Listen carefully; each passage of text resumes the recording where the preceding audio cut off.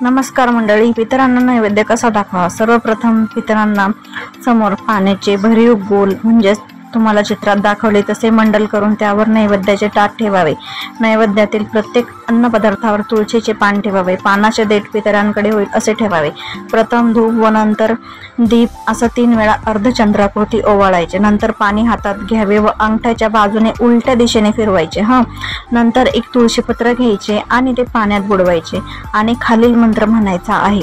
हा तुम्ही मंत्र नोट करूनही घेऊ शकता। तर लक्षात ठेवा हा मंत्र, ओम प्राणाय स्वाहा, ओम अपनाय स्वाहा, ओम व्यानाय स्वाहा, ओम उदनाय स्वाहा, ओम समानाय स्वाहा आणि शेवटी ओम ब्रह्मणे अमृतात्वयाय स्वाहा असे म्हणून हातातील तुळशीपत्र पितरांसमोर ठेवावे।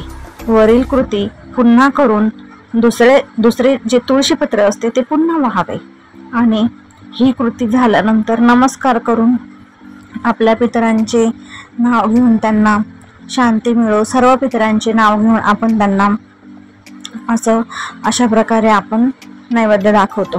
तर व्हिडिओ आवडल्यास लाईक, शेअर आणि सबस्क्राईब करायला विसरू नका।